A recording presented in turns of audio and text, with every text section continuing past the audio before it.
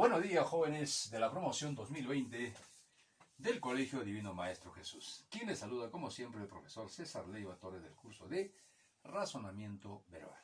Esta semana ya, empezando el capítulo 3, correspondiente al mes de septiembre, mes de la primavera, mes de la juventud y mes también de nuestro aniversario de nuestro querido Colegio Divino Maestro Jesús. Antes de empezar a desarrollar el capítulo 3, titulado Referentes Textuales, quiero mandarles un abrazo virtual a cada uno de ustedes y también un abrazo a toda su linda familia. Espero que todo esté bien en casita, sobre todo la salud. Muy bien, jóvenes, sin más preámbulos, vamos a comenzar a desarrollar el capítulo 3, titulado Referentes Textuales. Definición. Un texto es un todo cohesionado en el que sus componentes se entrelazan y complementan entre sí. Unas partes se refieren a otras, asegurando así la continuidad del discurso. Esta relación de ideas al interior del texto se conoce como referencia. La misma que adopta diversas formas como la anáfora, la catáfora, el elipsis y la sustitución léxica, como vamos a ver más adelante. Tenemos referentes básicos. Los referentes básicos tenemos la anáfora. Construimos una anáfora cuando usamos unas palabras que sustituyen a otras mencionadas anteriormente en el texto. ¿Quiénes cumplen la función de anáforas? Los pronombres o adverbios. Tenemos aquí el ejemplo. La carrera literaria de Ovidio se divide en dos etapas. En la primera compuso su famosa obra El arte de amar. En ella, que hace referencia al arte de amar, ofrece las más variadas recetas para conseguir tener éxito en los amores. Además, escribió La Metamorfosis. Esta es una colección de leyendas mitológicas, es decir, se refiere a la metamorfosis. En la segunda parte, que abarca los años en que él, ahora él se refiere a Ovidio, es un pronombre, estuvo desterrado. Ovidio escribió Las Pónticas y Las Tristes. En la primera adula a los poderosos para que permitan su regreso. En la segunda expresa la desesperación que le causa el destierro. Ese le también se refiere a Ovidio.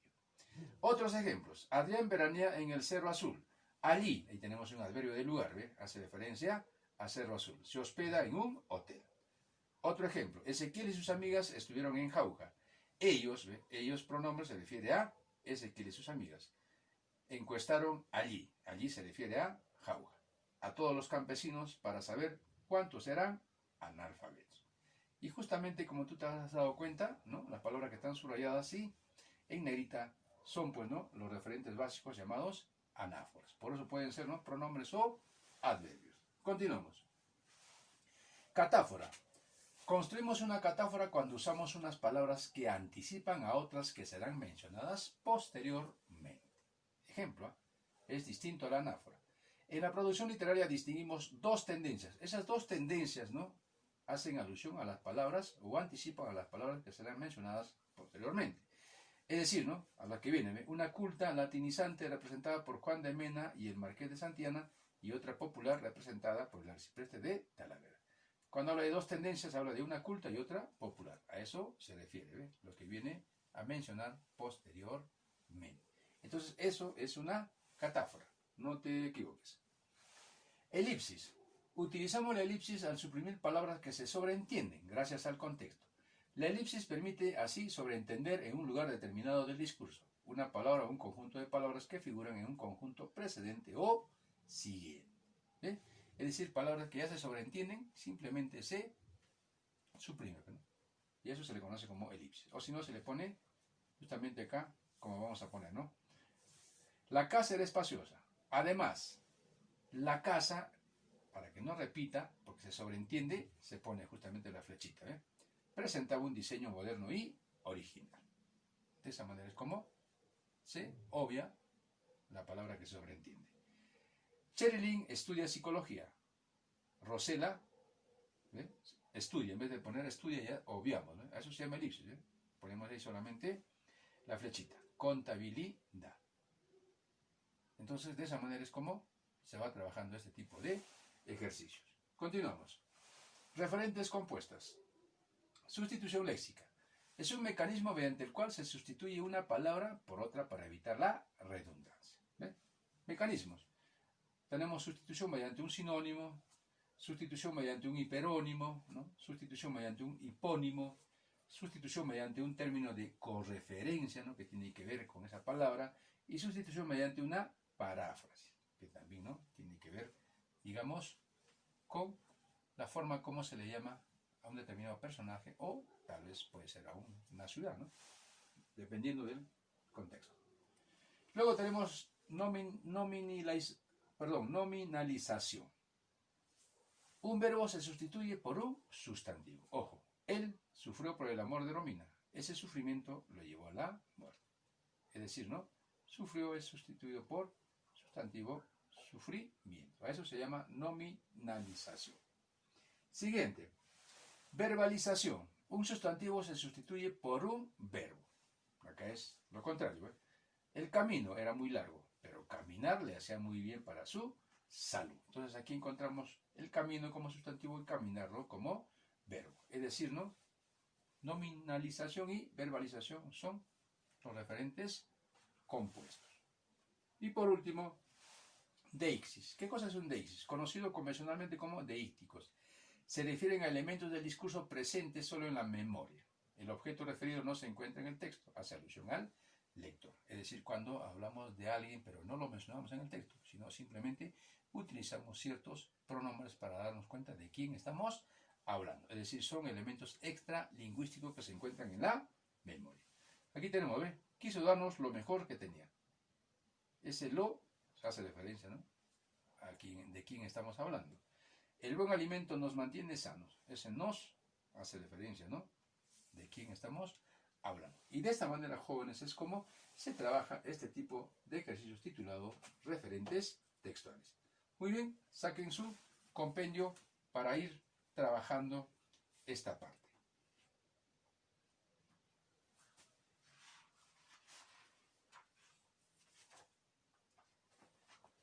Rápidamente vamos a aplico lo comprendido.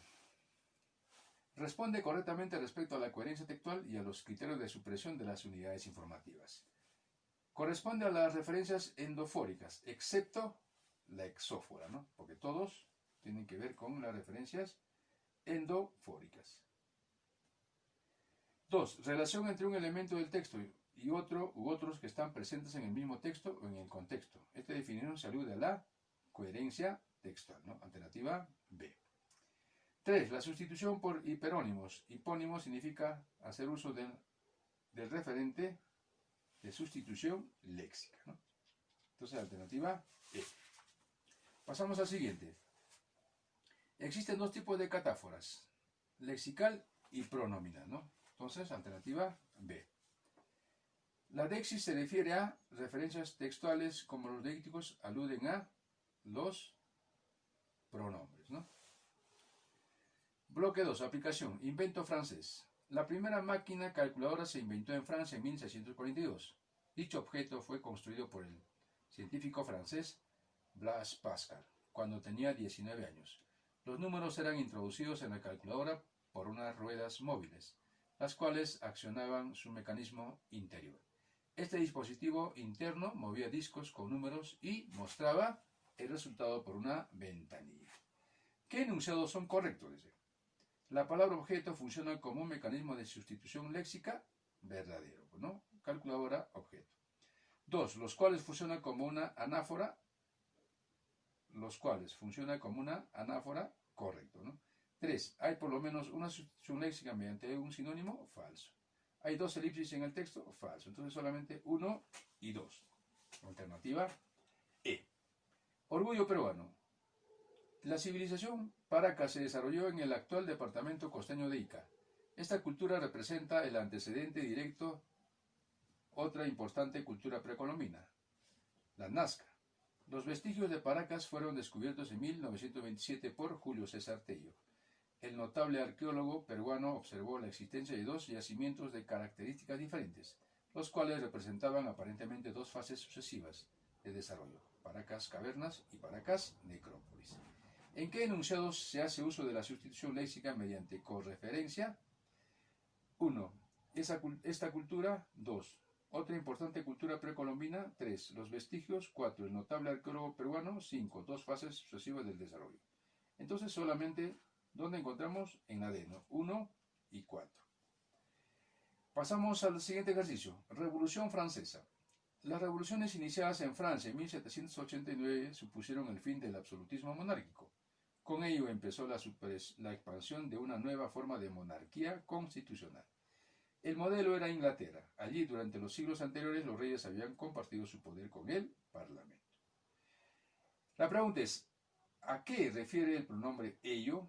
A las revoluciones iniciadas en Francia en 1789, al absolutismo monárquico, al fin del absolutismo monárquico, no se puede determinar. Entonces, ¿a qué se refiere el pronombre ello? A la C, ¿no? Al absolutismo monárquico. Siguiente. ¿Qué información es incorrecta acerca del texto? 1. La monarquía constitucional es una catáfora. B. Allí se refiere a Francia. 3. Se refiere a los reyes. Entonces, ¿qué información es incorrecta acerca del texto? Solo 2, ¿no? Allí se refiere a Francia, ¿no? Porque no se refiere a ella. Muy bien, alternativa B. Ejemplo de evolución. Un ejemplo de evolución se observa en las polillas de la especie de Biston betularia. Estas eran de color claro, pues descansan sobre los troncos de los abedules, que eran del mismo color. Años más tarde, los humos de las industrias ocasionaron un cambio. Los troncos de los abedules se oscurecieron. Ello provocó que las polillas muten y adopten este tono para evitar ser eliminadas por sus depredadores. Son correctas. Hay una anáfora. 2. Hay una catáfora. 3. Hay más de una catáfora. 4. No hay catáforas. Entonces, solamente alternativa B. 2 y 3, nada más, ¿no? Entonces, hay una catáfora y hay más de una anáfora. 11. Son verdaderas. En el texto, esta se refiere a las polillas de la especie Biston betularia. 2. Existe un término anafórico que reemplaza la expresión años más tarde. 3. Ello se refiere al cambio que sufrieron los abedules. 4. La palabra ser es un término anafórico. Entonces son verdaderas solamente 1 y 3. Nada más. En la pregunta 12. ¿Cuántos términos anafóricos del texto se refiere a las polillas? La alternativa D, ¿no? 2 términos. Nada más. Por eso se tiene que analizar cómo debe ser para poder encontrar este tipo de respuestas. Estrella de mar. Los equinodermos más conocidos son las estrellas de mar, los erizos y el pepinillo de mar. Todos son invertebrados, exclusivamente marinos. Algunos viven fijos en el fondo del mar, mientras que otros se desplazan. Respecto al texto anterior, es correcto afirmar. Todas las palabras subrayadas, pronombres, se refieren a los equinodermos. Encontramos 2 anáforas, identificamos mecanismos de sustitución léxica. Algunos se refieren a los erizos del mar. Encontramos una elipsis. Entonces, la alternativa acá era la A, ¿no? Todas las palabras subrayadas, pronombres, se refieren a los equinodermos. 14. Determina los textos que presentan catáforas en las siguientes oraciones. Soy alérgico a algunos analgésicos, sobre todo a la aspirina y el paracetamol. Si tienes alguna duda, consulta una enciclopedia, pero recuerda que en esta solo encontrarás información general. Entonces vamos a determinar los textos que presentan catáfora en las siguientes oraciones. La constructora ha ordenado la compra de maquinaria pesada, una grúa, un tractor y un cargador frontal. 4. El calamar gigante es el invertebrado más grande, puede alcanzar más de 14 metros de longitud. Entonces, ¿dónde hemos encontrado solamente catáforas? Es en la 1 y en la 3, nada más. En la pregunta 15, de la canción de Leodán, ¿qué proposiciones son correctas? Mari es mi amor, solo por ella vivo la felicidad. Yo sé que a nadie más podría amar, porque la quiero de verdad. Si un día me faltas tú, que Dios. Entonces, ¿dónde encontramos? Entonces, ¿cuáles son las proposiciones correctas? ¿No? Ella se refiere a Mari. Mari solamente es reemplazada por tú. La es reemplazado por Mari. Entonces, solamente alternativa 1. ¿No? Ella se refiere a Mari. Siguiente ejercicio. Capital de Yauli. La Oroya es la capital de la provincia de Yauli, en el departamento de Junín. Posee una agricultura de montaña, pues se cultivan cereales, papas y pastizales utilizados en la cría del ganado vacuno.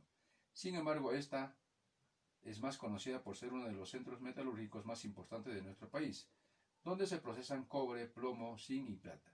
Además, dispone de una industria química y otras industrias de abonos. En cuanto a su población, esta cuenta con aproximadamente 45.000 habitantes. En el texto se puede encontrar ¿Qué se encuentra? Dos sustituciones léxicas y una nominalización. Encontramos catáforas y dos elipsis, anáforas y elipsis, tres elipsis referidas a Joule, una sustitución léxica por sinónimos. Entonces, ¿qué cosa encontramos? Encontramos, pues, ¿no?, anáforas y elipsis. Nada más. Descubrimientos maravillosos. A principios del siglo XX, un arqueólogo norteamericano, recurriendo a las elevadas sierras del interior del Perú, descubrió los restos de la antigua ciudad inca de Machu Picchu. Con ello, coronaba una búsqueda en la que se había embarcado numerosos estudiosos del siglo XIX, seducidos por las noticias de las crónicas de los conquistadores españoles sobre una legendaria ciudad sagrada, y por el recuerdo que de ella todavía se conserva entre los indígenas. Aunque a primera vista Brigham no quedó muy impresionado por el yacimiento. Tras retirar la capa de hierba, se descubría una estructura urbana muy bien conservada, que permitía revivir la vida de una comunidad inca antes de la llegada de los europeos a América. Señale lo correcto respecto al texto Lewis. Arqueólogo es sustituido por Brigham. Correcto, ¿no? Estructura urbana se refiere a Machu Picchu. Correcto. Ellos se refieren a Machu Picchu. Correcto, ¿no? Legendaria ciudad sagrada se refiere a Machu Picchu. Verdadero, ¿no? Entonces, ¿cuál era acá la alternativa? Solamente la C, ¿no? Verdadero, verdadero, verdadero y verdadero. Entonces, ahí tenemos que ubicar todo verdadero, aunque la última es una F, tenemos que convertirlo en B porque hubo una equivocación. Los referentes que se usan con mayor evidencia son anáforas y sustituciones léxicas. Alternativa A. Tyrannosaurus rex. Hasta hace poco la mayoría de los investigadores solo tenían en cuenta la variación del tamaño de los dientes del terrible Tyrannosaurus rex cuando estudiaban la sonrisa de este extinto carnívoro de la época de los dinosaurios. Pero ahora una paleontóloga de la Universidad de Alberta, Canadá, ha descubierto que más allá de la obvia diferencia en el tamaño de cada grupo de dientes, hay una variación considerable en sus bordes cerrados. Estos afilados bordes no solo permitían a esos dinosaurios cortar carne y hueso, perforar y desgarrar la carne y triturar, sino que la colocación y el ángulo de los dientes dirigían la comida hacia la garganta. De hecho, el nuevo análisis realizado por Miriam Rachel y sus colegas muestra que el gigante posee la mayor variación en la morfología o estructura de los dientes conocida. Pregunta: señale lo correcto respecto al texto leído. Estos representan una anáfora. Falso, ¿no? Este extinto carnívoro corresponde a una sustitución léxica. Verdadero. Miriam Rachel sustituye a paleontóloga. Verdadero. Dinosaurios es sustituido por Tyrannosaurus rex. Falso, ¿no? Entonces la A, ¿no? Falso, verdadero, verdadero y falso. En la siguiente expresión, este extinto carnívoro corresponde al tipo de referencia. Sustitución por correferencia. Entonces la alternativa D. Muy bien, hijo, y para ti te dejo la práctica en casa. Tienes que practicar para aprender. De lo contrario, no vas a poder dar un buen examen cuando te toca responder este tipo de palabras, de preguntas. Muy bien, tenemos 10 ejercicios para que tú puedas trabajar y pulirte al máximo. Muy bien, jovencito de la promoción. Eso ha sido todo por hoy. Nos encontramos la próxima semana. Nos vemos. Chao, hijo.